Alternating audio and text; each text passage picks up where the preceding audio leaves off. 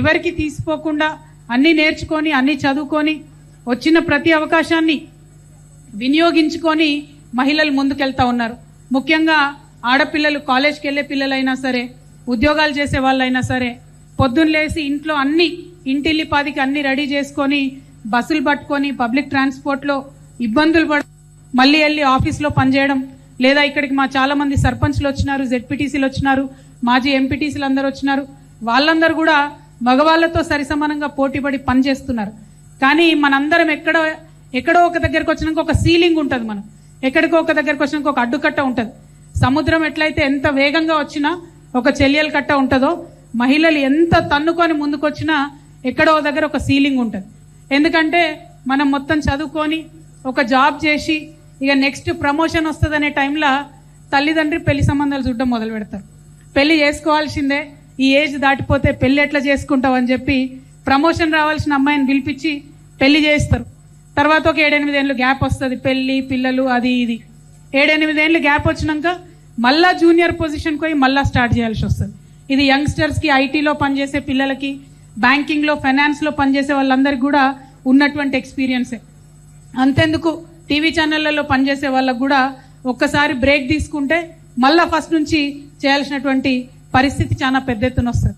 అంటే కంప్లీట్గా ప్రపంచంలో మనం ఒక లైన్లో పోతుంటే కుటుంబ వ్యవస్థ మనకు చేదోడు వాదోడుగా కూడా ఉంటుంది, కొన్ని సందర్భాల్లో అడ్డుకట్టగా కూడా ఉండేటటువంటి పరిస్థితి ఉంది. మరి వీటిని ఎట్లా మనం తోసిరాజని ముందుకెళ్లాలనే విషయం ఖచ్చితంగా ఆలోచన చేసుకోవాలి. అయితే అన్ని విమెనే చేయాలా, విమెన్ చేస్తేనే అవుతుందా అంటే కాదు.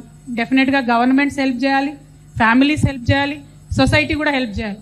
ఒక గవర్నమెంట్ ఆర్డర్ రేపు పొద్దునకి తెచ్చుకోవచ్చు, ఏమని ప్రతి జాబ్లో ప్రతి ఆఫీస్లో 50% మహిళలు ఉండాలని ఒక గవర్నమెంట్ ఆర్డర్ తేవచ్చు. కానీ అంత మాత్రాన అంతమంది మహిళలు వచ్చి ఆ జాబ్లో చేరుతారా అంటే దానికి గ్యారంటీ లేదు. చేరడానికి ఇంట్లో వాళ్ళు సహకరిస్తారంటే గ్యారంటీ లేదు. ఒక చిన్న ఎగ్జాంపుల్ చెప్తాం మీకు.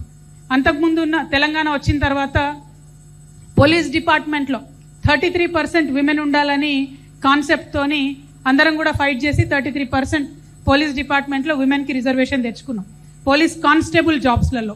కానీ ఇప్పటికి కూడా అంటే 12-13 ఇయర్స్ అవుతుంది తెలంగాణ వచ్చి, ఇప్పటికి కూడా పోలీస్ కానిస్టేబుల్స్లో 33% మహిళలు రిక్రూట్మెంట్ అవ్వడం లేదు. ఎందుకోసం అంటే ఫ్యామిలీస్ ఆ జాబ్ ఏం చేస్తావు, పోలీస్ జాబ్ ఎట్లా చేస్తావు, నీకు ఫిజికల్ ఫిట్నెస్ ఉండాలి, ఆ మొగోళ్ళ లెక్క డ్రెస్సులు వేసుకొని తిరుగుతావా, ఇట్లాంటివన్నీ ఉంటాయి. ఇవన్నీ ఏంటి, ఒక సాంస్కృతిక పరంగా ఒక మహిళను మనం ఎట్లయితే ఇమాజిన్ చేసుకుంటామో దానికి భిన్నంగా ఆమె కనపడ్డప్పుడు యాక్సెప్టెన్స్ ఉండదు. మేడం కూడా మాట్లాడుతూ చెప్పారు, కొన్ని మోడర్న్ అలవాట్లు ఈ మధ్యలో ఆడపిల్లలకు వస్తున్నాయి కాబట్టి వాళ్ళని చూస్తే నాకు కొంచెం జలసీ అనిపిస్తుంది, ఎందుకంటే మా కాలంలో అవన్నీ అలవాటు లేదు అని. అంటే ఎక్కడ కొంచెం భిన్నంగా కనబడ్డా కూడా విపరీతంగా ఆడవాళ్ళని అనగదొక్కడానికే ప్రయత్నం చేస్తారు. కానీ ఇప్పుడు కూడా ఏం సపోర్టివ్గా లేదు మేడం సిస్టమ్ ఎక్కడ. ప్రత్యేకించి ఇవాళ నేను రాజకీయాల్లో ఉన్నాను, నేనేమన్నా ఇక్కడ ఒక చిన్న మాట మాట్లాడితే 1,00,000 మంది నన్ను ట్రోల్ చేస్తారు. నేనేం మాట్లాడినా అన్నది మాట్లాడరు, వెంటనే తిట్లకు ఎత్తుకుంటారు. ఈ ఆడోళ్ళకు అవకాశం ఇస్తే వీళ్ళకు ఇట్లనే మాట్లాడతారు వీళ్ళని చెప్పి జెండర్ బేసిస్ మీద మాట్లాడతారు. అంటే వరల్డ్ ఇస్ టిల్టెడ్ అగెన్స్ట్ అస్. ప్రపంచమే మనకు బయాస్డ్గా ఉంది, సమతుల్యంగా లేదు. దాన్ని సమతుల్యంగా చేయడానికి మన వంతు ప్రయత్నం అయితే మనం చేయాలి. వేటా లాంటి ఆర్గనైజేషన్ వల్ల ఆ ప్రయత్నం ఇంకొంచెం బలీయంగా ముందుకెళ్తుందని చెప్పి నేను బలంగా నమ్ముతున్నాను. But at the same time we should know certain facts.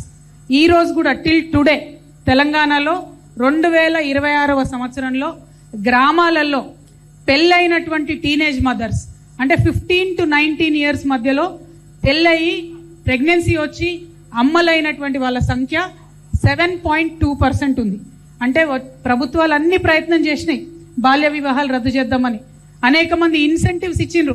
18 ఏళ్ళు పైబడి పెళ్లి చేసుకుంటే ₹1,00,000 ఇస్తామనొగలు, ఇంకోటి ఇస్తామనొగలు ట్రై చేసినప్పటికీ కూడా ఇవాళటి రోజు కూడా తెలంగాణ గ్రామాల్లో 7.2% టీనేజ్ మదర్స్ ఉన్నారు, మ్యారీడ్ టీనేజ్ మదర్స్.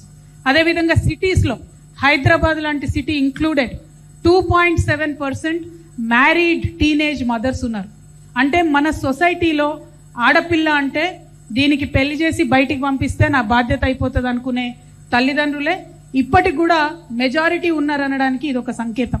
ఎట్లా మారుతుంది అది, రేపు పొద్దున కల్లా మారుతుంది అంటే మారదు. సొసైటీలో మెల్లమెల్లగానే మార్పు వస్తుంది. ఆ మార్పుకు మగవాళ్ళు ఆడవాళ్ళు అందరం కూడా ఎంత ప్రయత్నం చేస్తే అంత మార్చుకుంటూ ముందుకెళ్ళొచ్చు. ఇక్కడ యంగ్స్టర్స్ ఉన్నారు చాలా మంది. I want to say one thing to you. See, you might be on Twitter, you might be on Instagram, you might be on Facebook. Don't please get depressed by the fact that I don't have enough followers, I don't have enough likes. Because that followers and likes is basically an algorithm. That algorithm should not define the confidence that you have in yourself. Algorithm ఇచ్చే confidence మనకు పనికిరాదు. మన self worth, మన confidence, మనం ఏమిటి, మనం పడుతున్న కష్టం ఏంటి, మన గోల్ ఏంటి అన్న దాన్ని బట్టి డిఫైన్ చేయాలి తప్పితే ఊరికేనే ఏదో లైక్ రాలేదో ఫాలోవర్ రాలేదనో కాదు. ఎందుకంటే దట్